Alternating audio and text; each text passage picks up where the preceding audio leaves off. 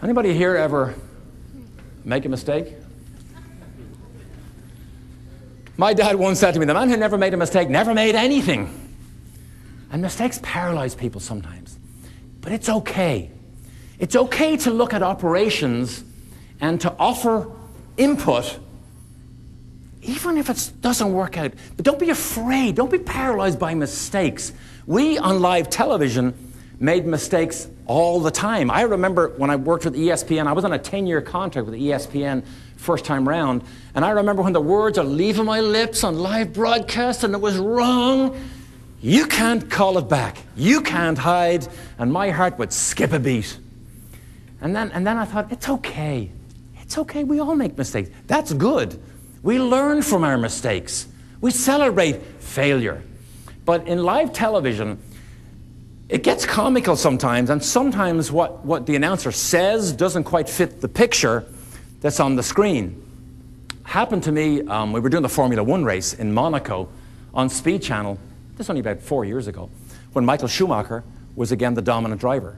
And at Monaco, that's the prestige event of the year. That's where all the teams want to be on their very best. The harbour is full of the most expensive yachts in the world, and all the Ferraris and Lamborghinis are parked all around the hotels, and all the diamonds and gold is dripping off everybody. So because the teams want that to be their very best place, we on television obviously want to put our best foot forward also. So the Ferrari team dominated, and all through the race, you know, Michael Schumacher led, and when he took the checkered flag, he punched his arm in the air in a victory salute.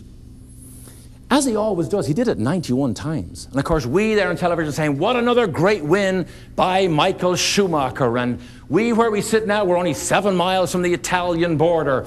And because Ferrari is like a religion in Italy, the church bells in the Catholic Church in Modena, where they build their cars, are probably ringing right now, as they always do when they win a Grand Prix race. And right then, Eddie Irvine, his teammate, a countryman of mine, finished second. He goes across the line. So they drive up towards Casino Square, uphill, and they're side by side, and they're giving each other thumbs up, and they're waving to the crowd. And of course, we're talking about this great Ferrari team and these two drivers. And right as I'm talking about this team, I look away to use what we call a cheat sheet.